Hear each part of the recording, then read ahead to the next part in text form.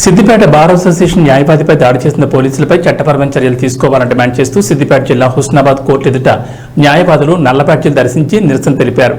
సిద్దిపేట కోర్టులో పనిచేస్తున్న న్యాయవాది రవీందర్పై దాడి చేసిన సిద్దిపేట 2 టౌన్ ఏఎస్ఐ ఉమారెడ్డి మరియు సిఐని వెంటనే విధుల నుంచి సస్పెండ్ చేసి వారిపై క్రిమినల్ కేసులు నమోదు చేసి విచారణ జరిపించాలని న్యాయవాదులు డిమాండ్ చేశారు. తెలిసిన వెంటనే అక్కడ సిద్దిపేట అడ్వకేట్లు వాళ్ళందరూ కూడా నిరసన ప్రదర్శన చేశారు. సంఘీభావంతో అక్కడ బైకట్ కూడా పిలిపించారు. దానికి సిఐ గారు కూడా వినవించారు, కంప్లైంట్ కూడా ఇవ్వడం జరిగింది.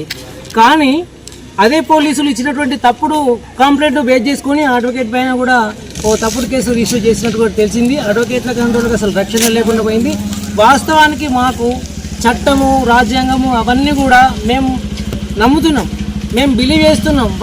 వాటి పట్ల మేము ఒక భక్తిభావంతోనే మేము ఉన్నాం.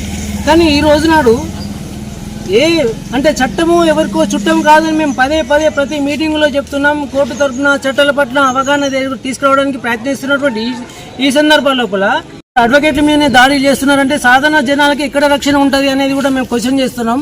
కాబట్టి ఈ చర్యల పట్ల, ఈ అకృత్యాల పట్ల పోలీసులు చేసేటువంటి నిరంకుశమైనటువంటి దాడులను మేము ఖండిస్తూనే అట్లాంటి అధికారులను వెంటనే సస్పెండ్ చేసేసి రిమూవ్ ఫ్రమ్ సర్వీస్ చేయాలని చెప్పేసి మేము గవర్నమెంట్ను మేము కోరుతున్నాం.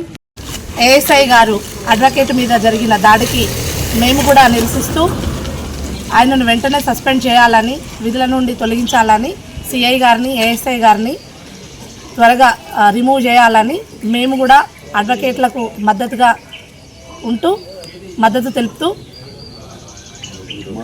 అమలు చేస్తూ అడ్వకేట్ పై దాడికి పాల్పడ్డ ఏదైతే పోలీసులపై కఠిన చర్యలు తీసుకొని సర్వీసు రిమూవల్ చేయాలని చెప్పి ప్రభుత్వాన్ని డిమాండ్ చేస్తున్నాం.